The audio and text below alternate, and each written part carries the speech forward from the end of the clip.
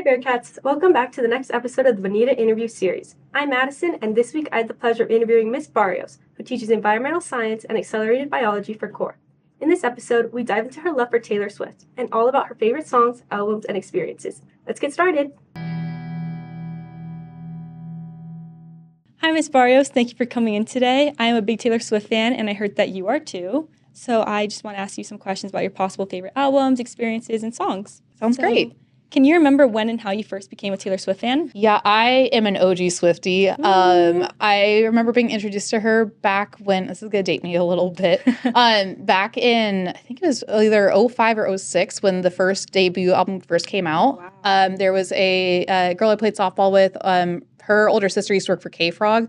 And so when Taylor Swift was first starting out, and she was doing all of her touring and everything, she was coming to California.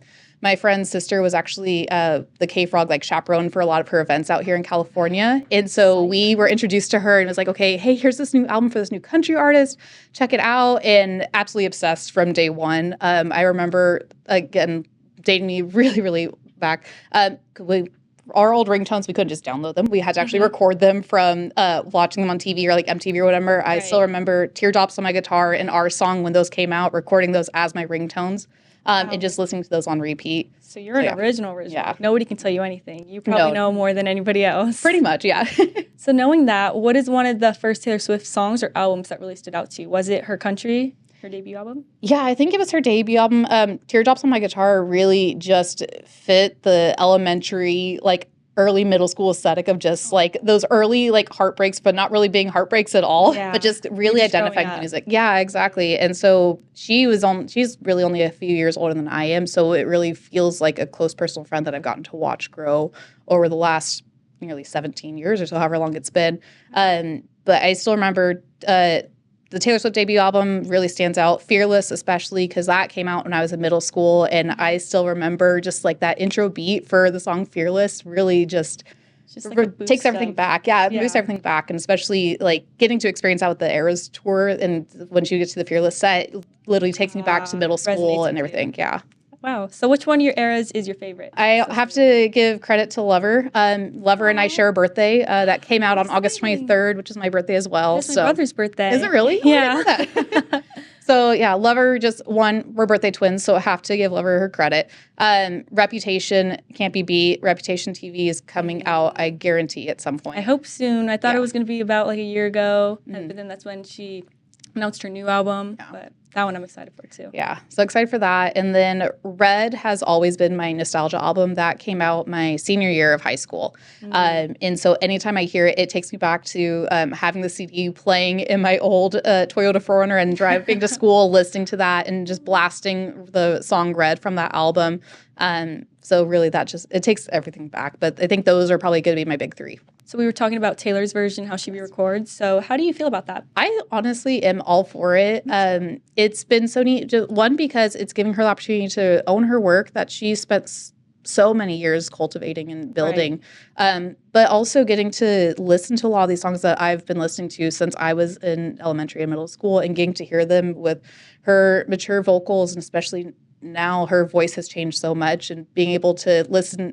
I remember when prior to Taylor's versions, when they came out, when Fearless, Taylor's version first came out, all the anticipation building up to that. And I remember listening to the original Fearless album. And then as soon as Taylor's version came out, you could pick out the differences right away. Right. And just so being able to watch her grow, not just with her albums and how she is as a lyricist and as a writer, but listening to how her vocals and the strength of her voice has changed over time is just so neat. And I think it's so great that as an artist, she's able to own her work, and how that's had such a huge impact on the music industry itself. And now all these other artists are trying to do what they can to make sure that they have rights to their own work. I think it's a great thing for her, but I think it's a great thing for other musical artists as well. I agree. I also think one of the best parts about it are the vault tracks, how she wrote this and she just has kept it to herself, and she finally gets to share it with the whole world. Yeah. I think that's one of my favorite parts. Do you have an underrated song that you think more people should appreciate? I think I'm going to pull something from Tortured Poets Department, just because that's been the one that's been on repeat for the past several months at this point, ever since the Eras tour ended. Right. LOML, which, depending on how you want to interpret that, is just such a beautiful masterpiece. It's from the anthology, so it's the second half, the Tortured Poets Department.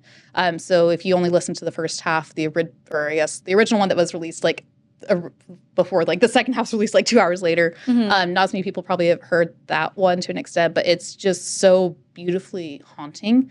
And it's really, I think, captures the emotion of what I, as a fan, as an outsider, believe kind of happening in her life at that time when she was writing it. And so I think it's just such a beautiful song that I really am trying to push on to as many people as I can. That's such an underrated album, I think, as a whole. And it should have won a Grammy. It really should have. It should have. And I couldn't agree more. I listened to that on my way here to school. So it's on repeat.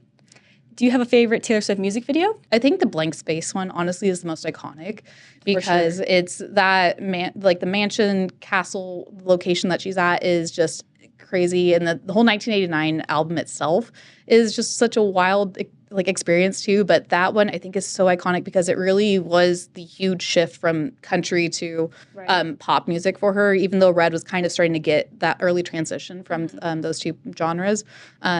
But really, I think it's just so iconic with the car being smashed with the golf clubs and her just running around in these wonderful outfits in this beautiful location.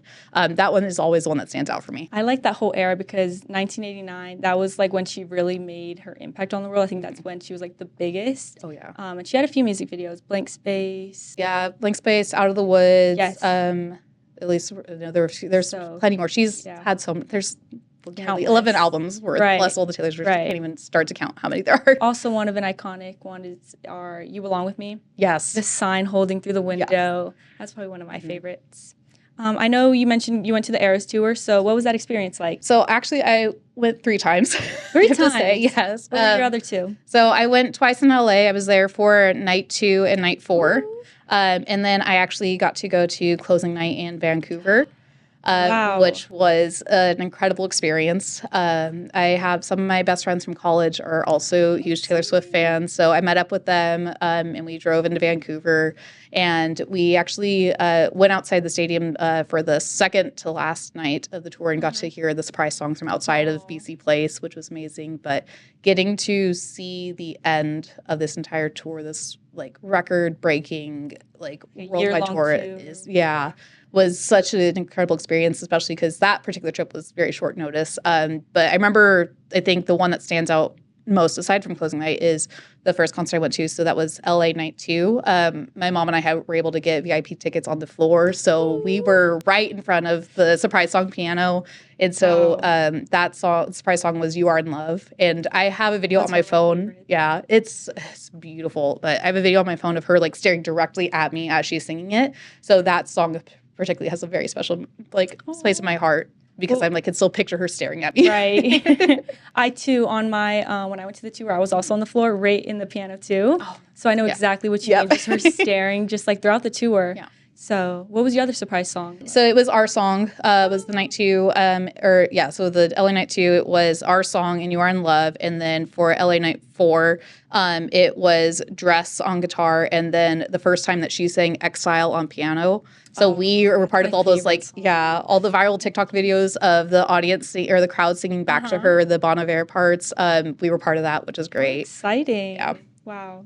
If you had to choose one Taylor Swift song as a soundtrack of your life, what would it be and why? My album that's on repeat right now is Tortured Poets Department because it's the newest one. Recent, but I think the Midnights one is the whole Midnights album. I think really would probably be my anthem, just because it's so many pop it's so pop based in a way, and it's so upbeat for how crazy some of the lyrics are. Yeah. But it's just, I think just the vibes of it are just so great. I think the other one that I think stands out, where it's just my favorite one to run to, kind of shifting gears a little bit, is the I Can Do It With a Broken Heart, because the beat of that is fantastic. I remember when that first came out, listening to it on repeat. Not necessarily having to identify with everything, but I think that's the one, if I need to throw something on just for background music or for running or whatever it is, that's what I'm going to go to, because it's such a catchy song that you can really grab onto and really be a part of. I also agree with what you said on Midnights. I feel like that's such a good era that didn't get enough appreciation. I feel like it was cut short because that's when shortly after she announced Tortured Poets Department. Mm-hmm. But I agree, it just captures feel-good vibes, but it's also kind of sad. But it's good. It's good. If you had the chance to meet Taylor Swift for 5 minutes, what would you say to her?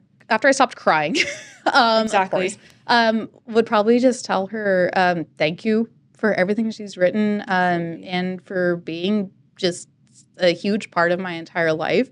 I know she's probably heard that from thousands, if not millions of fans at this point, but truly just thank you for everything that she's put out. It takes a lot for a person to be as vulnerable as she is with her songs and to put that out into the world and to provide something to such a huge audience that they can connect to and that they can truly love and hold on to. I think is just such a great gift and is the best gift she's ever given us or could possibly give.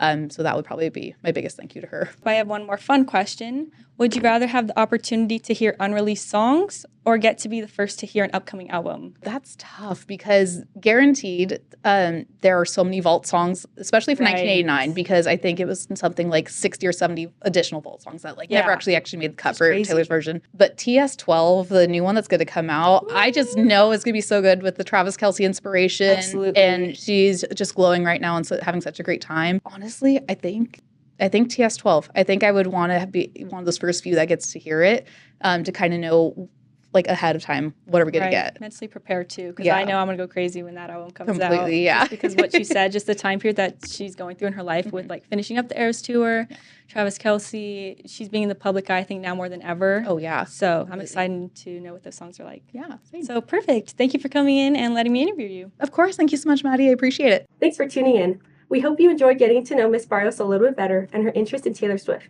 Stay curious, Bearcats, and join us next week for another interview. See you then!